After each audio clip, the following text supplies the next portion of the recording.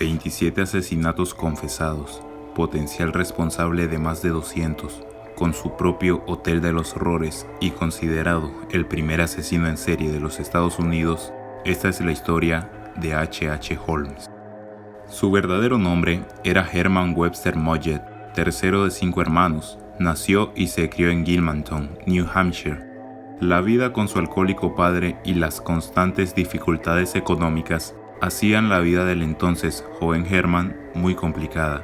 Era descrito por sus familiares como alguien problemático, pasaba mucho tiempo solo y mostraba excesiva crueldad con los animales y niños. Era víctima constante de abusos por parte de sus compañeros de clase. Esto marcó en gran manera su infancia, principalmente una ocasión en la que lo obligaron a tocar un esqueleto humano que habían robado del salón de anatomía. Aunque en ese momento, sorpresivamente, más allá de asustarse, se sintió fascinado por el cadáver y la muerte en sí, lo que determinó el interés por su futura vocación como médico. En 1878, a los 18 años, se casó con Clara Loring, una chica rica quien le terminaría pagando los estudios en medicina, y con quien, 2 años tras casarse, tendría un hijo. Herman había ingresado a la Universidad de Vermont, la cual no fue lo que él esperaba. Según su opinión, esta universidad no cumplía con sus expectativas, por lo que se retiró 1 año tras su ingreso. Posteriormente asistió a la Universidad de Michigan, donde llevaba medicina quirúrgica. En esta etapa de su vida, Herman mostraba un interés obsesivo por las clases de anatomía, donde se realizaba la disección de cadáveres. Tras graduarse, empezó a formar parte de diversos negocios turbios. En ocasiones, robaba cadáveres de la universidad para realizar experimentos en ellos y también para defraudar a las compañías de seguro tras cambiar las identidades de los cuerpos. Su destreza como estafador era tal que llegó a vender una cura contra el alcoholismo e incluso comercializar una máquina que convertía el agua en gas natural. Pero la cumbre de su habilidad como estafador le sería brindada por su potencial como conquistador. Gracias a su apariencia, Herman, el ya entonces conocido como Holmes, sedujo a mujeres ricas, quienes estaban encantadas de ayudarlo. Era cuestión de tiempo para que se especulara sobre la violencia que Herman mostraba con su esposa, hasta que en 1884 esta se separó de él y se mudó a New Hampshire, mientras que él iniciaba una relación con una joven viuda, propietaria de varios hostales. Pasado el tiempo, terminó dejándola en quiebra, entonces huyó a New York, donde trabajó 1 año como médico. Posteriormente, en 1885, Chicago se convertiría en su siguiente objetivo. La joven millonaria Myrta Belknap sería la siguiente víctima. Utilizando sus habilidades de seducción, el ahora reconocido como Henry Howard Holmes logró casarse con la joven. Llevó a cabo una falsificación de escrituras por más de $5,000, estafando a su nueva esposa. Con este dinero construyó una lujosa residencia en Wilmette. Ya para 1887, H.H. Holmes consiguió el título de una farmacia en Inglewood, producto de una relación como amante y confidente de su dueña, una viuda rica llamada Mrs. Holden. Un día, él se quedó con todo su dinero y bienes, y ella simplemente desapareció. El Hotel de los Horrores. El gran proyecto y sueño de Holmes era construir un gran hotel. Para esto, se aprovechó de la celebración de la Exposición Universal de Chicago en 1893 para invertir todo el dinero estafado en la compra de un solar contiguo a la farmacia de la ahora difunta señora Holden. De esta manera, la inauguración coincidiría con la visita de miles de turistas, entre los cuales, por supuesto, habría muchas mujeres solteras con dinero. Las obras dieron inicio en 1890. Como fin, se tenía un edificio con aspecto medieval, descrita como muchos como una fortaleza tenebrosa. Para llevar a cabo la obra, Holmes contrataba empresas y procedía a despedirlas constantemente. De esta manera nunca llegó a pagarles. Pero además de evadir el costo, Holmes hacía esto para ser el único que conociera los verdaderos planos del hotel. La estructura fue inaugurada el 1 de mayo de 1893. El hotel contaba con 3 plantas, más de 60 habitaciones, un sótano y un total de 51 puertas. En la planta inferior se encontraban negocios que servían de fachada para aparentar un hotel común y corriente. Pero más allá de esta primera impresión, estaban los pisos superiores y el sótano, donde la historia era mucho más macabra.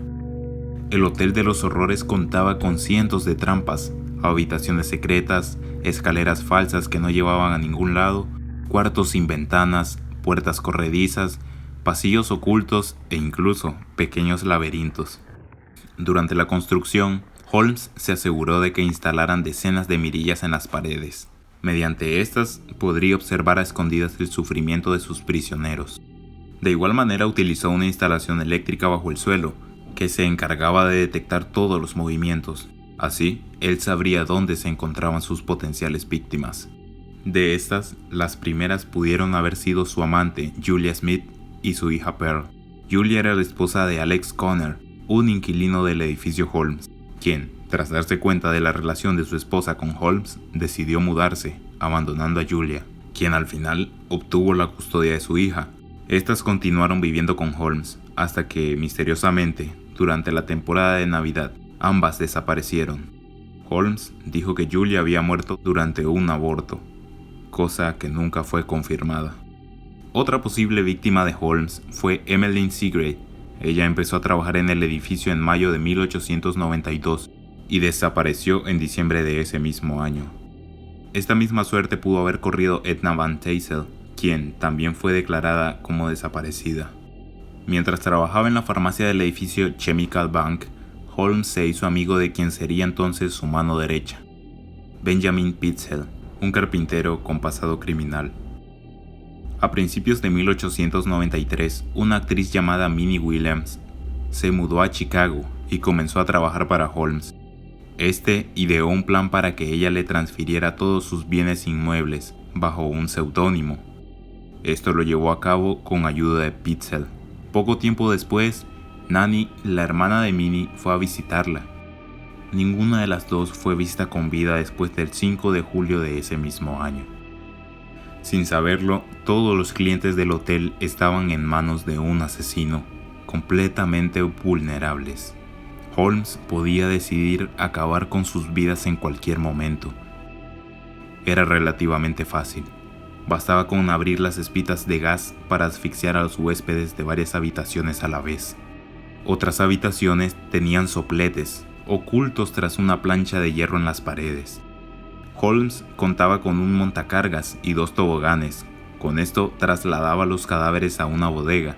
Ahí los disolvía con ácido sulfúrico, reducía cenizas con un incinerador o sumergía en cubas de cal viva. El Dr. Holmes también torturaba a sus víctimas antes de acabar con sus vidas.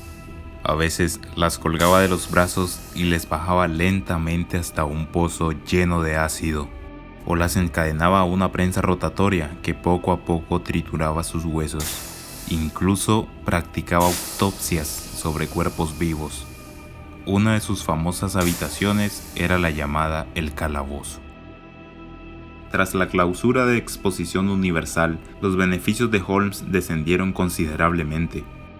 Como era de esperarse, tuvo la idea de llevar a cabo otra estafa.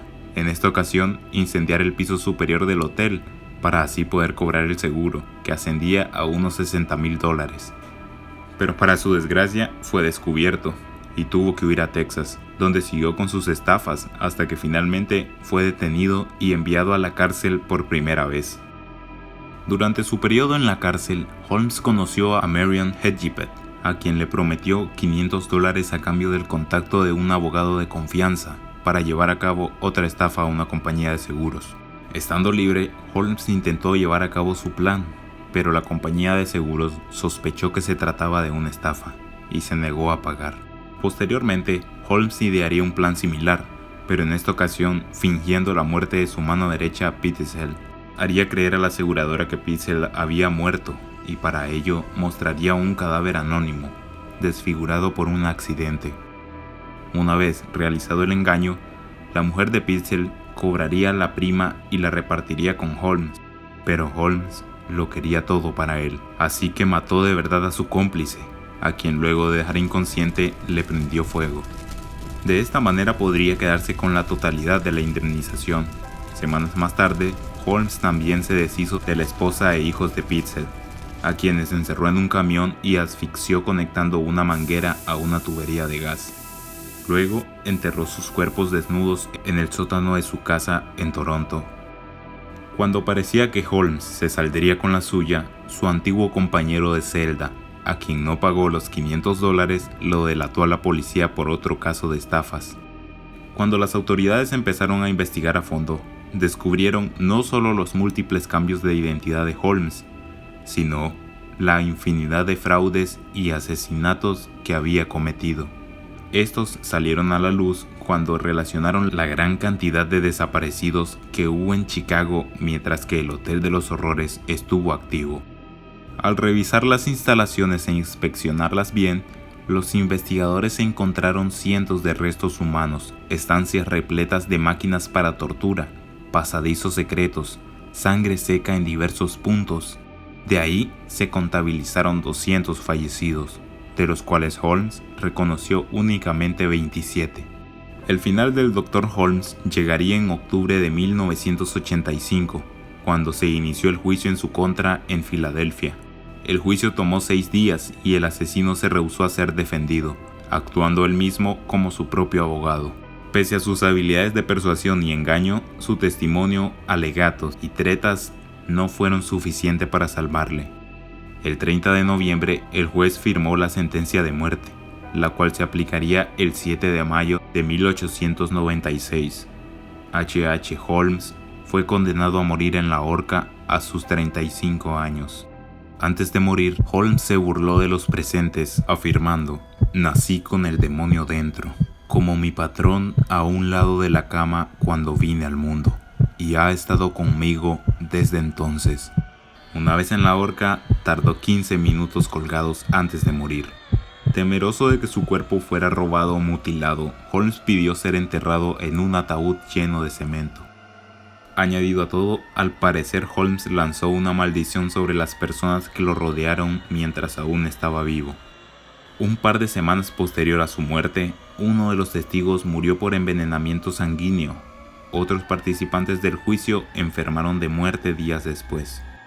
Uno de los guardias de la prisión donde estuvo Holmes se suicidó y, para añadir drama al asunto, una de las oficinas de investigación de la aseguradora que Holmes defraudó inexplicablemente se incendió por completo.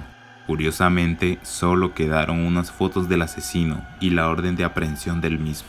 Y así, varias otras personas relacionadas con él y su juicio murieron de forma violenta. Como curiosidad, también se cree que Holmes podría ser el mismísimo Jack el Destripador. Esto lo asegura su tataranieto, el abogado Jeff Mudgett. Este, junto al ex analista del FBI, Meredith Fox, la CIA y Scotland Yard, se basan en los textos que Holmes escribió donde detalla su participación en el asesinato y mutilación de varias prostitutas en Londres. Parece ser que el doctor habría viajado hasta Reino Unido, un dato hasta ahora desconocido y que podría cambiar lo que sabemos de ambos personajes. De hecho, el tataranieto asegura que quien murió en la horca aquel 7 de mayo de 1896 no fue su tatarabuelo, sino uno de sus secuaces. Y no solo eso, sino que plantea que la actual esposa del príncipe Harry, Meghan, es de cierta forma descendiente del criminal. Por tanto, Mudgett y Meghan serían algo así como primos octavos. Unas controvertidas teorías que, pese a su arduo estudio durante más de 20 años, siguen teniendo sus detractores. Cuéntame, ¿tú qué crees? ¿Te ha parecido interesante la historia de Holmes? ¿Crees que él pueda ser Jack el Destripador? Déjame tu comentario y muchas gracias por ver.